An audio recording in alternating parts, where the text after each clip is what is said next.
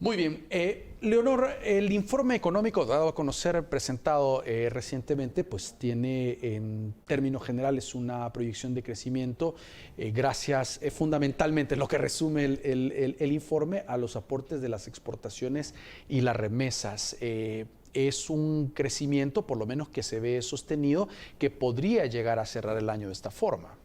Exactamente, de lo que nosotros hablamos para empezar es de recuperación económica, porque hay que recordar que nosotros caímos 7.9% durante la pandemia. Fuimos el país centroamericano con la caída económica más dura. Esto porque fuimos los que tomamos medidas más extremas durante la pandemia. Entonces, en este sentido, compartimos que es posible la proyección emitida por el Banco Central de Reserva de que podríamos llegar a tener una recuperación económica, tal vez no del 9%, pero sí 7-8%, que nos permitiría a final del año o en el primer semestre del 2022 regresar al punto cero, regresar a donde estábamos antes de la pandemia. Y justamente una de nuestras conclusiones, porque es evidente a raíz de los datos, no solo hay que celebrar la recuperación, sino que hay que entenderla para que sea sostenible. Y ahí es donde empezamos nosotros a ver ciertos detalles. La primera conclusión es, cuando se nos permitió volver a trabajar, los trabajadores, los salvadoreños y las empresas, volvimos con el mismo ímpetu que siempre. Tanto en términos de consumo energético como de movilidad, hemos recuperado casi los niveles prepandemia. Pero ¿qué es lo que está empujando nuestra recuperación? Como tú dices, exportaciones y remesas. Esos dos factores son el resultado del trabajo de las familias y las empresas salvadoreñas, aprovechando en realidad la recuperación de la economía de Estados Unidos en gran medida. Antes de entrar a ver los números, ¿fue necesario, a criterio de ustedes, o no fue necesario las medidas estrictas de restricción que se pusieron en nuestro país? Confinamiento y lo que ya sabemos que se mantuvo por un periodo prolongado para contener el COVID-19, lo cual obviamente de lo que estamos hablando es que repercutió muy fuerte en la parte económica en el país. ¿Fue necesario llevarlo a ese punto? Mira, es difícil comparar las medidas de los distintos países, porque justamente El Salvador cayó más económicamente, pero en teoría logró controlar la pandemia un poco antes que Guatemala. Entonces, a nivel mundial, casi nadie está comparando países porque cada quien tomó decisiones distintas en cuanto a sus características. Obviamente, nosotros en su momento lo que criticamos fue la violación a derechos fundamentales y a ciertos procedimientos de ley para el confinamiento, ¿no? Que la gente estuviera más de 30 días, más de lo que una cuarentena recomendaba en un centro de concentración prácticamente.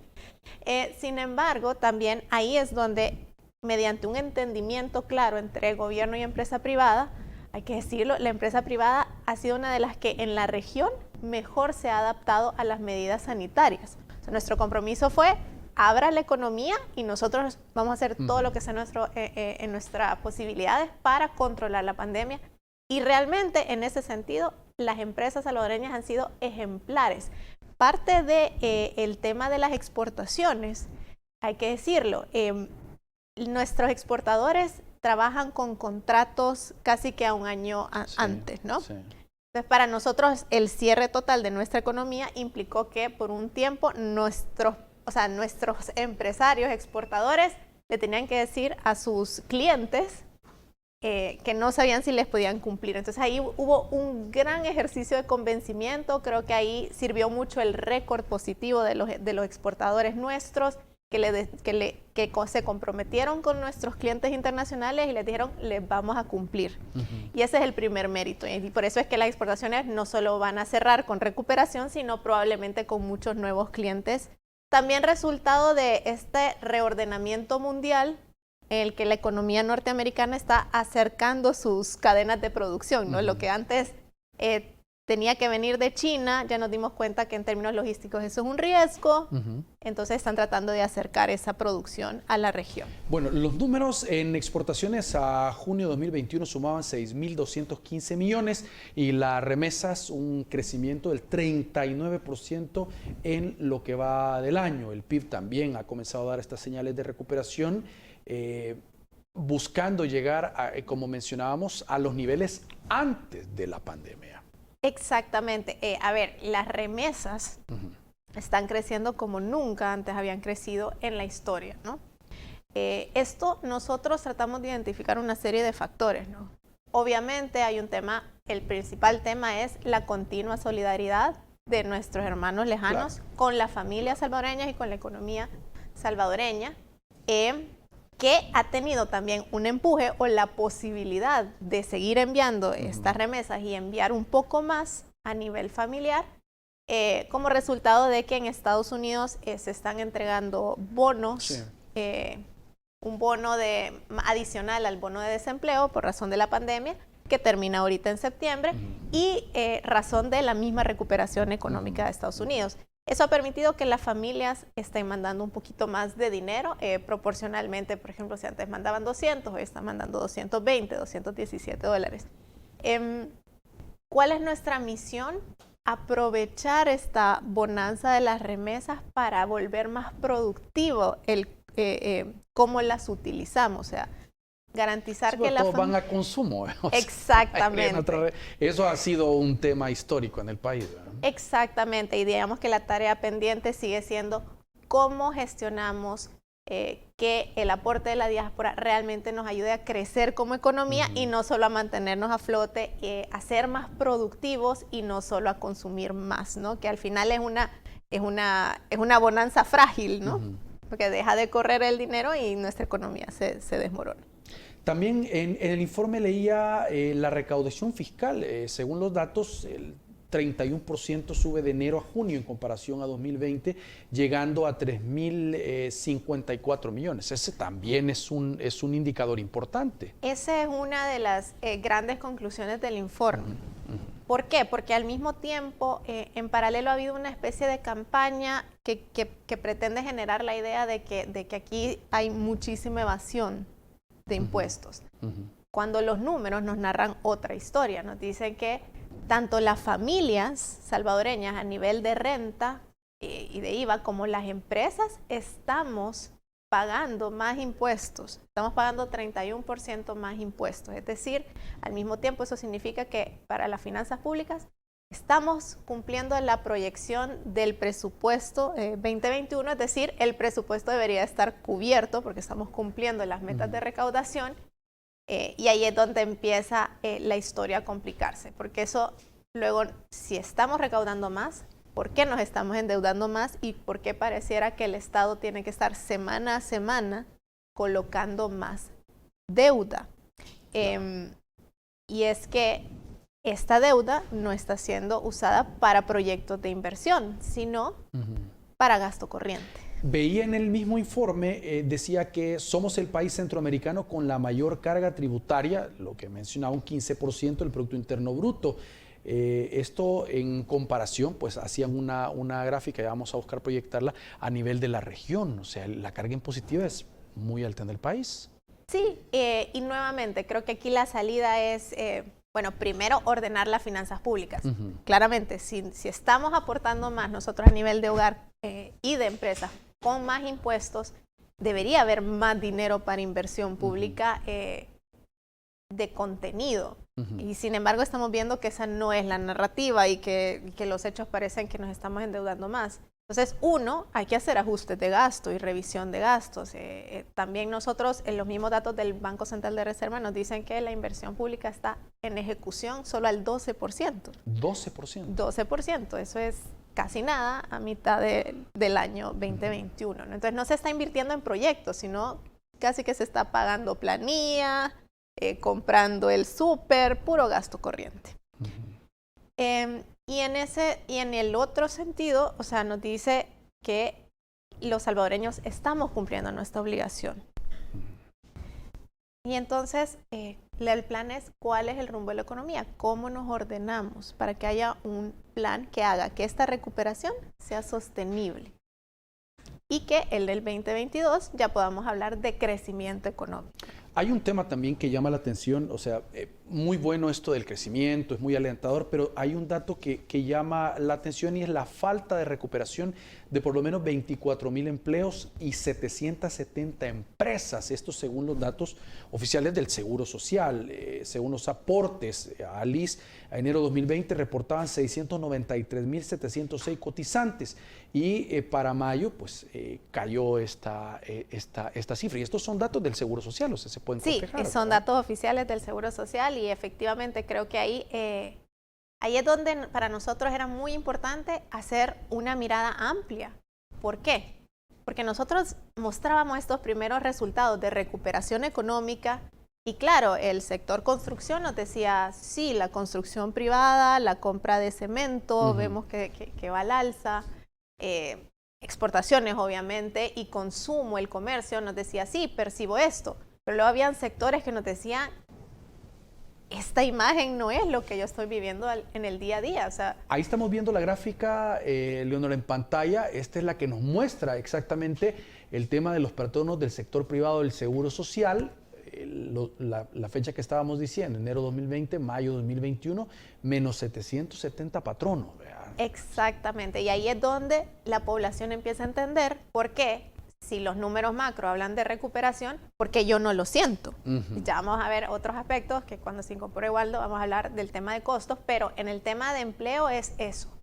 Nos estamos recuperando en los números macro, pero nos faltan 24,000 empleos. Mucha de esa gente está desempleada, tratando... Eso iba a preguntar, ¿esta gente no tiene empleo o esta gente se fue al sector? ¿Eran formales en algún momento? ¿Estaban cotizando y debido a la pandemia se fueron a la informalidad o estarán sin trabajo? A ver, todo el que no está sin empleo está haciendo algo para sobrevivir. Bueno. Ya sea que está recibiendo una remesa, pero muy probablemente está en algún tipo de emprendimiento o de sector informal. Pero en esto quiero ser claro. Nos hemos acostumbrado a normalizar la informalidad, pero la informalidad es un estado en el que la gente tiene un empleo sin prestaciones, sin garantías laborales, sin salario mínimo. O sea, cuando hablamos del tema de salario mínimo se nos olvida que eso solo estamos hablando de menos del 30% de la economía. La mayoría de gente es una conversación irrelevante porque no le pagan eso. O no gana eso en un día porque vive de las ganancias diarias. Entonces, el tema de la informalidad es algo que tenemos que dejar de normalizar. Muy bien. O sea, tenemos que trabajar a que más empresas se formalicen, se generen más empresas formales porque en esa medida se van a generar más trabajos dignos y decentes. Muy bien, vamos a hacer una pausa. Ya está con nosotros Waldo Jiménez también, gerente económico de la ANEP, y se va a incorporar a la conversación de esta noche. Gracias por continuar con nosotros. Ya se incorpora también a este debate, pues Waldo Jiménez, gerente económico de ANEP. Bienvenido. Gracias por acompañarnos. Gracias, Eduardo. Buenas noches, Leo. Un gusto estar acá con ustedes. Bien, mira, estábamos hablando, desmenuzando esta noticia importante para el país de podríamos llegar a estabilizarnos los datos, 9%, bastante optimista, pues que se está hablando, 5% antes había dicho el Banco Central de Reserva, con lo de los indicadores que se están teniendo, pero decíamos para cerrar el segmento anterior, esta situación de las 770 empresas y la cantidad todavía de empleos que se perdieron durante la pandemia. ¿Hay forma o es necesario un programa para lograr, por lo menos de aquí al cierre del año, a recuperar estas empresas y estos empleos que todavía no se han logrado? Mira, déjame matizar un poco los datos también, porque ciertamente nos hacen falta recuperar 24,000 empleos, pero desde el momento más bajo de la pandemia, en junio del año pasado, hemos recuperado 48,000 empleos. Hemos recuperado 2/3 de los empleos que se perdieron en el momento más crítico de la pandemia. Y eso ha sido gracias al esfuerzo que ya describía Leo sobre la actividad que han tenido nuestros exportadores, pero también gracias a la solidaridad de los salvadoreños en Estados Unidos, que han enviado remesas que han permitido activar sectores como la construcción y el comercio. Pero también en este mismo periodo hemos recuperado 1.000 empresas que estaban cerradas en mayo del año pasado, 1.700 estaban cerradas, y de esas se han recuperado 1.000. Lo cual dice del esfuerzo que han realizado los salvadoreños siempre que se les deje trabajar. Y creo que ese es el principal mensaje que las empresas, los empresarios, hemos tenido más de una decena de reuniones, Eduardo, para preparar este informe con empresarios. Nos hemos reunido con más de 100 empresarios de los diferentes sectores productivos, y lo que nos piden los empresarios, lo que manifiestan, es que lo que quieren es que se les deje trabajar. De hecho, por ejemplo, fíjate que es interesante, pero el sector agrícola y el sector agroindustrial se quejan de que tienen muchísima competencia desleal de empresas del sector informal que actúan a plena luz del día, que se instalan, que son competencia desleal porque no pagan impuestos, no pagan salarios mínimos, no pagan seguridad social, y que para ellos les exigen todas las normas de sanidad del Ministerio de Salud, y es una complicación. Entonces ellos no solamente están vendiendo menos porque el gobierno está trayendo alimentos de otros lugares y está dando unas canastas alimenticias que las reparte por todo el país, lo cual significa menos demanda para el sector agrícola, sino también tienen una competencia desleal muy fuerte. Entonces, ¿qué es lo que las empresas quisieran? Que se les deje trabajar. Y de hecho, lo que sucedió cuando se abrió la economía es que los empresarios y los trabajadores, con gradualidad, con prudencia, manteniendo el distanciamiento, la temperatura, los espacios ventilados, tomando todas las medidas preventivas de salud, pero también realizando inversiones, porque necesitas adecuar los espacios, ¿verdad? Y tú puedes ver en las ciudades que los empresarios están cumpliendo todos los requerimientos sanitarios, y en el caso del sector textil, por ejemplo, está aprovechando todo el desvío del comercio que viene de China, están ampliando las plantas, los techos industriales, las familias salvadoreñas, Eduardo, están mejorando sus viviendas. Hay una demanda impresionante, no solo de cemento, sino de todo tipo de materiales de construcción. Nos dicen los empresarios que fabrican bloques que tienen cola de pedidos para los siguientes 2-3 meses, que no pueden atender ahora mismo porque la demanda ha sido muy fuerte. Entonces, que se deje trabajar a los empresarios en un ambiente de reglas claras, estables, predecibles, que es uno de los riesgos que hemos advertido en este informe que hemos presentado. De los dos riesgos más fuertes, uno es el riesgo sanitario y otro es el riesgo político. De las reglas claras en el país. Retomemos un poco el tema de lo del aumento al salario mínimo, Leonor. ¿Esto traerá un impacto, o cómo lo ve el sector privado, pues ya la implementación y los ajustes que se tenían que hacer en este campo? Yo creo que lo primero que hay que decir es el aumento al costo de la vida que está percibiendo la población actualmente, que lo vemos en redes sociales, que la gente lo denuncia, no es resultado hasta la fecha directo del aumento del salario mínimo, porque el salario mínimo se acaba de empezar a implementar, sino el resultado de toda una cadena de precios al alza, de precios internacionales, que a nosotros lo hemos contabilizado: trigo, maíz, petróleo, todo va al alza, y se percibe que todo va a continuar al alza por todo el 2022. Ahora, ¿qué pasa? A partir de ahorita, finales de agosto, empiezan las primeras planillas a reflejar el salario mínimo. ¿Y qué pasa acá? Primero, ya Waldo podrá extenderse en eso, algunas empresas van a recibir un subsidio, pero la mayoría de los aumentos de salario mínimo los van a absorber las empresas. ¿Cuál va a ser el impacto en la economía? Si esto va a afectar directamente a toda la estructura de costos, lo vamos a saber, creo yo, a final de año. Lo que ciertamente nosotros prevemos es que eso, al final del día, es un desincentivo para generar nuevos empleos y para continuar en esa ruta que íbamos de recuperar empleos perdidos. Simple y sencillamente porque entre todos la subida de costos que las empresas están teniendo que adaptar, pues muy probablemente tienen que ver cómo resuelven con las planillas actuales, no están pensando en expandirse. Muy bien, vamos a ver si producción nos puede proyectar la gráfica que estamos compartiendo desde la... Ahí está. Mira, Waldo, ahí está un dato en el caso, mira, de beneficiados del aumento al salario mínimo, 237.046. El costo anual, lado derecho en la pantalla, pues, 143 millones es lo que refleja. En la siguiente gráfica, pues con el subsidio el primer año del gobierno que estaría proyectado son 87 millones, pero el costo de las empresas sería de 56 millones de dólares. Esto ya es sin el subsidio lo que las empresas tendrían que poner para amortizar este aumento. Sí, efectivamente, Eduardo, hay un costo de las empresas que tienen más de 100 empleados que lo van a tener que absorber directamente las empresas. Nunca hay que perder de vista que este es el aumento formal de salarios mínimos, pero que siempre que tú tienes aumentos de salarios mínimos, hay una presión en toda la estructura salarial. Alguien que ganaba $370 porque tenía empleados a su cargo, que ganaban $300, ahora están ganando casi lo mismo y seguramente va a pedir que le suban su salario también, ¿verdad? Y habrá una suba generalizada de salarios en la medida que las empresas lo puedan absorber.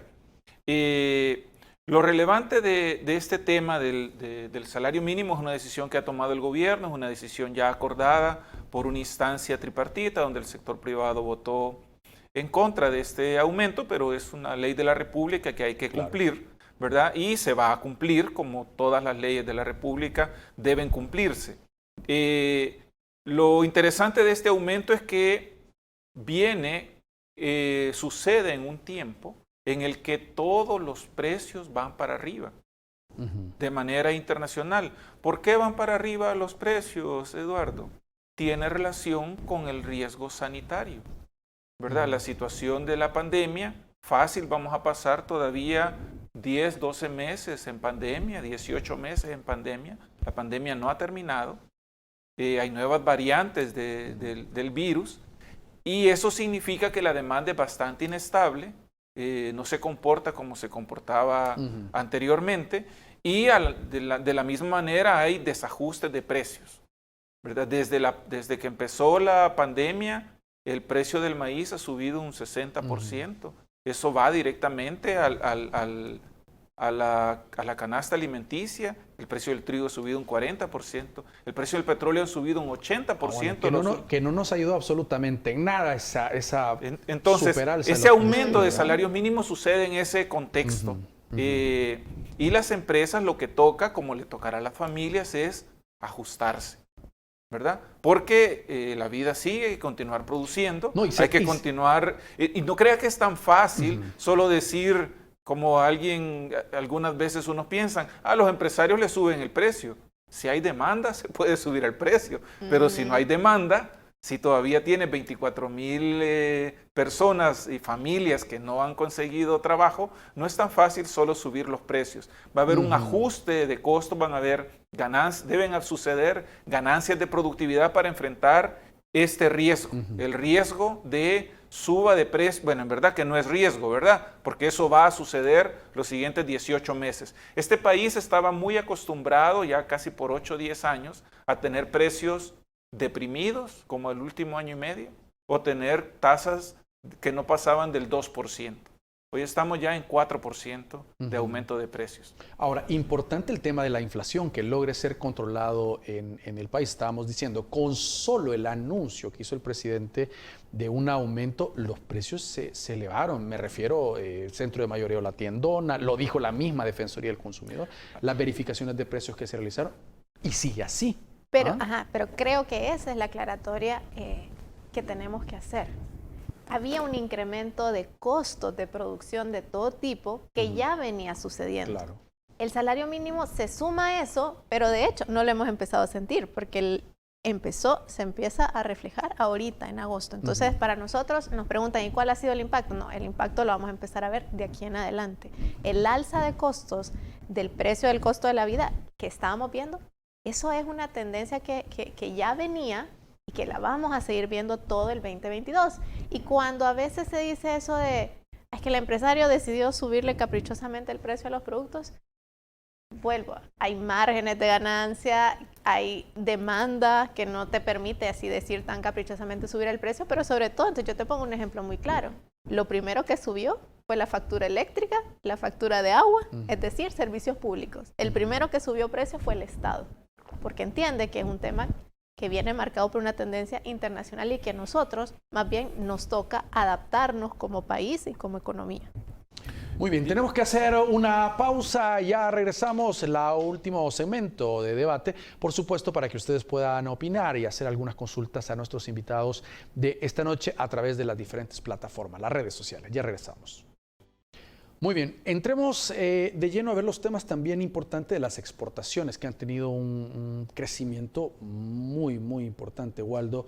De enero a junio sumaban ya 3.845 millones, es decir, un 45%, según el informe que presentaron ustedes, más que 2020 y un 7% más que en 2019 en el mismo periodo, es decir, cuando no había pandemia. ¿A qué obedece este ritmo de crecimiento de las exportaciones? Mira, ya Leonor hacía referencia a un tema que para nosotros es importante porque en los negocios, Eduardo, la confianza es fundamental. Y el año pasado nuestros empresarios estuvieron en una situación en que se puso en duda la confianza de ellos como proveedores. Y fue un año en el que Guatemala... nuestras exportaciones cayeron 5 veces más que lo que cayeron las exportaciones de Guatemala. La diferencia fundamental fue que aquí hubo un gran encierro y en Guatemala se trató la pandemia de otra manera. Hoy, afortunadamente, el desvío del comercio y el trabajo que han hecho los empresarios, el crecimiento que está teniendo la economía de Estados Unidos, mira, no hay que perder de vista que Estados Unidos normalmente crece 2%, 1%, y este año, en los 2 trimestres que van, Estados Unidos está creciendo arriba de 6%. Entonces ha habido más demanda en Estados Unidos, junto con el desvío del comercio y la labor de nuestros empresarios, ha permitido que nuestras exportaciones crezcan en una tasa combinada de los 2 años, 7%, a quien le ha ido mejor es a la maquila, que está creciendo en una tasa combinada de los 2 años, 8%. Las exportaciones que van a Centroamérica están creciendo 10%. Son tasas que no son espectaculares, pero dado el contexto de pandemia, claro, es un enorme logro que estamos teniendo y ahí hay importante generación de empleo, más inversiones. Vamos a proyectar, si producción nos ayuda a proyectar también la tablet para ver los datos. Ahí lo tenemos en pantalla. Mira, este refleja... una profunda caída el año pasado. Las exportaciones se perdieron casi 1.000 millones. El año pasado, 2019, exportamos casi 6.000 y llegamos a exportar casi 5.000, ¿verdad? Hoy ya pasamos 6.000 millones de dólares de exportaciones. Esperamos cerrar el año con una tasa de 7-8%. Es una buena tasa. Sin duda, Eduardo, las familias y las empresas están haciendo su parte para recuperar lo que perdimos en el 2020. Los factores que están en contra ya los hemos mencionado, el tema del empleo que no se ha recuperado, las empresas que no todas se han recuperado, los precios que van al alza y nos preocupa muchísimo que cada vez debemos más, ¿verdad? Eso es un tema, porque yo aquí puedo dedicar unos minutos a hablar sobre cuánto debemos más, cuánto debe cada presidente, pero esto se traduce en el día a día de las empresas y de las familias, se traduce en que hay más riesgo, y si hay más riesgo, hay una mayor tasa de interés. Si alguien tiene un crédito de $10,000, ahora mismo paga $1,000 por ese crédito, pues con esta suba de 3% que tenemos de tasa de interés va a pagar $1,300. Y lo mismo pasa para las empresas. Hay un riesgo que no nos garantiza que ese crecimiento que esa recuperación económica sea sostenible. Precios y tasa de interés.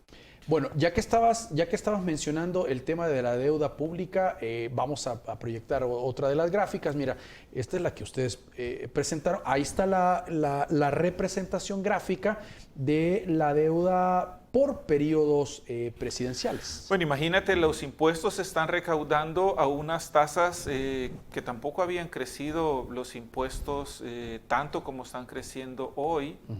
Solo en el 2006-2007 los impuestos crecieron tanto como 17%, en un tiempo en que se hizo reformas tributarias y la economía tuvo un periodo de crecimiento de 4%. ¿Verdad? De ahí nunca habíamos tenido un crecimiento que está pasando hoy, 17% de incremento de los impuestos. El IVA está creciendo al 28%. Entonces, en este periodo en el que vamos a alcanzar las metas de recaudación tributaria, la decisión de política pública es tomar más deuda. No solamente tenemos esa deuda que está proyectada ahí, los gobiernos anteriores tomaron 600 millones de dólares por año, 800, 900. Este gobierno ha tomado 2.000 millones de dólares y desde el 1 de mayo, Eduardo, se han tomado 4.500 millones de dólares adicionales, tanto en deuda con organismos internacionales como en fideicomisos para agricultura, para el café, para la soberanía alimentaria, para el Bitcoin, para financiar salarios. 4.500 millones de dólares adicionales en deuda, lo cual nos lleva a que el país va a tener un récord de más de 100%, de 110% del PIB. 110, de cada 100 que genera el país, debemos 110. Leonor, la deuda pública supera el 110%, se estaría llegando a junio de 2021 a 23.256 millones, es decir, un 94% del PIB. Para que los televidentes puedan entender qué significa esto, o sea, qué complica esto al país. Prácticamente, como decía Waldo, de cada 100 dólares que nosotros producimos, trabajemos, generemos, vamos a tener que pagar 110. Es así de sencillo, o sea, que eso es ya estar endeudado, como decimos, uno ya está empeñado. ¿Qué nos preocupa? La sostenibilidad de las finanzas públicas. ¿Por qué? Porque en la medida en que se está volviendo más caro para el Estado salvadoreño conseguir dinero prestado, y eso lo estamos viendo, y vamos a ver las tasas a las que nos han estado prestando y cómo nos califican de más riesgosos, el Estado va a tener menos acceso a ese dinero extranjero, por decirlo así, o ese dinero exterior, aunque mucho lo financia la banca salvadoreña, mucho lo compra la banca salvadoreña, pero eso se va a traducir a que eventualmente en el otro año podría estar el Estado salvadoreño teniendo que ver de dónde saca dinero para pagar esa deuda y para pagar el gasto corriente. Y eso para nosotros son riesgos futuros y por eso decimos el futuro es incierto. Porque si el Estado no ordena sus finanzas, muy probablemente va a tener que recurrir a más impuestos, a el que ya lo anunció, ¿no? Una reforma de pensiones de la cual desconocemos cuál es la naturaleza y podría estar más orientada a solventar el problema financiero del Estado que a solventar la insuficiencia de las pensiones de la gente. Vamos a proyectar esta gráfica porque ustedes la elaboraron y ahí da cuenta, por lo menos en esta gráfica dice más impuestos, pensiones, ahorro y el colón digital. Ahora, el ministro de Hacienda ha dicho en cuanto a la reforma de pensiones, lo dijo en frente a frente, no vamos a tocar el dinero de los cotizantes, dijo, en cuanto al tema de la pensión. No estaban definiendo el tipo de sistema que estaría, no va a ser el gobierno directamente, daba a entrever, por lo menos, dentro de las propuestas, pero de algún lugar hay que sacar esa plata, Waldo. Bueno, desde 2008 todos los gobiernos nos están robando los cotizantes, ¿verdad? Este último año el gobierno nos ha robado a los cotizantes 500 millones de dólares, porque nos están pagando 1%, mientras que el gobierno le está pagando a otros inversionistas 7,5%. Esa diferencia de 6 puntos por un total de 9.000 millones de dólares que nos debe el gobierno a los cotizantes da más de 500 millones de dólares que este año no entraron a las cuentas individuales y se quedaron como parte del financiamiento que usa el gobierno. Entonces eso de no tocar las cuentas de los cotizantes, ¿verdad? Ya las están tocando desde 2008. Ahora mismo en el fondo de pensiones hay 12.000 millones de dólares y debería haber 18.000 millones de dólares. Los gobiernos han robado desde 2008 hasta este día 6.000 millones de dólares. Entonces, dicho esto, ahora mismo tenemos un riesgo de que no haya con qué pagar esa deuda. Porque la deuda, Eduardo, no es buena ni mala. Depende de para qué se use. Si una familia contrata deuda para comprar una casa, no es lo mismo que esa familia contrate deuda para ir al mercado o al supermercado todas las semanas. En el primer caso está comprando un activo, en el segundo caso es un gasto, es un flujo. Que tampoco es lo mismo que una empresa tome dinero prestado para ampliar la fábrica o para comprar máquinas nuevas, que vaya a pedir prestado al banco para pagar la planilla de la quincena, ¿verdad? Eso no es sostenible. Y lo que estamos haciendo en el país es tomando deuda para gasto corriente, para subsidiar. No estamos creando las condiciones para que en el futuro los salvadoreños, las familias y las empresas generemos más riqueza, más ingresos y paguemos más impuestos para que se pague la deuda. Entonces hay ese menú que teníamos ahí. También otros países como Ecuador y Argentina se declararon en default, ¿verdad? Le debían a los inversionistas 100 y le terminaron pagando 20 o 30. Eso ha sucedido, es un riesgo enorme porque los países caen en default, nadie les quiere prestar y si les presta a tasas altísimas.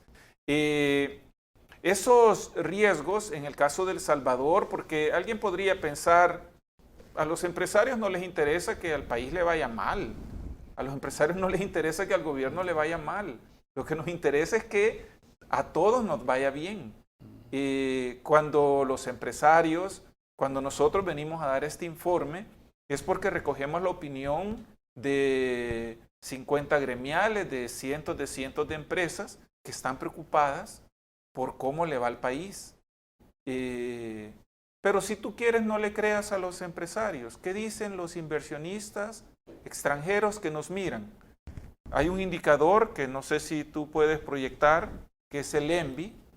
Y el ENVI, hay una gráfica que muestra que desde, no tengo aquí la gráfica en mis anotaciones, pero quizás está en la presentación que tú tienes, el ENVI, que es el premio que se le exige sobre la tasa del Tesoro de los Estados Unidos, ha subido de manera consistente 3% desde el 1 de mayo. O sea que ahora el país es 300 puntos base más riesgoso. Y por eso decía hace un momento, alguien que paga ahora $1,000 va a pagar 3% más. Esos son $300, va a pagar 1.300. Cada quien puede hacer cuentas de cómo está en su préstamo. Si su préstamo ahora es de 10%, va a ser de 13%, porque nadie tiene préstamo fijo en este país. Si alguien tiene un préstamo del 6%, va a pagar 9%. Esa es la situación actual en la que está ahora mismo el país. Y junto con los precios, ese es otro riesgo para la recuperación de la economía. Muy bien, ¿verdad? Tenemos que hacer la última pausa. Ya regresamos con la participación de ustedes a través de las redes sociales. Muy bien, gracias por continuar con nosotros. Vamos a saludar a Mao Hernández, que nos va a ayudar, Mao, a la participación de los televidentes a través de las redes sociales. Eduardo, buenas noches a nuestros invitados. Bueno, vamos rápido. Silvio Levi nos escribe: me gustaría preguntar a doña Leonor Selva, de acuerdo con sus argumentos, ¿dónde quedan entonces las proyecciones de crecimiento económico presentadas por el Banco Central de Reserva y otras instituciones financieras, ya que las mismas se han planteado como muy positivas? En cuanto a la afirmación de don Waldo Jiménez de la recuperación de 48,000 empleos, Juan Fuentes asegura: eso ha sido porque la gente, si no trabaja, no come, y el valor y garra del pueblo salvadoreño. Pascual Carías dice: viendo el promedio de endeudamiento, el promedio anual desde el gobierno Saca al actual, se ve cómo el actual llega a casi los 2,000 millones anuales versus los casi 1,000 millones en uno de los anteriores periodos. Sin embargo, no se ve el incremento en obras, economía o social, asegura Pascual Carías. Gerardo dice: la importancia de mantener un sano equilibrio entre salud y economía tendrá frutos a corto plazo en las inversiones a nuestro país. Y finalmente Luis Alegría nos dice: buenas noches. Ha ayudado el fideicomiso de Bandesal para rescatar a la empresa privada. Hay más opiniones, pero por tiempo nos quedamos con estas preguntas, Eduardo. Mao, Leonor. Bueno, concretamente, nosotros, nuestros datos nos dicen, de acuerdo a las estimaciones del primer semestre, que es la misma estimación que usa el Banco Central de Reserva para decir que van a crecer 9%, nosotros decimos, ¿es posible? Sí, es posible. Lo que nosotros decimos es posible si se mantienen las condiciones actuales que nos han permitido a los salvadoreños trabajar en paz y, como decía otro de las personas que comentaba, con la misma garra. Por eso nosotros advertimos, seguir minimizando el riesgo sanitario. Eso es algo en lo que la población puede contribuir. Sigamos las medidas, no nos confiemos, vacunémonos, completemos nuestras dosis o vamos a la primera dosis. Los riesgos políticos son los que nosotros advertimos que empiezan a partir del 1 de mayo, sobre todo. Y eso es precisamente la misma lectura que hacen los mercados internacionales. Es como, a partir del 1 de mayo se suponía que íbamos a tener más gobernabilidad, menos conflicto.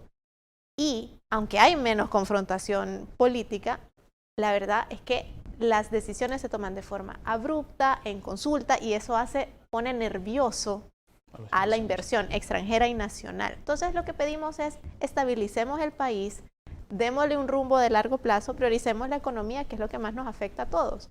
Entonces, en muy concreto, la recuperación económica es posible. Trabajemos para que se cierre el año y podamos volver al punto cero, pero eso requiere estabilidad, acuerdos y diálogo. Waldo, dos preguntas en una.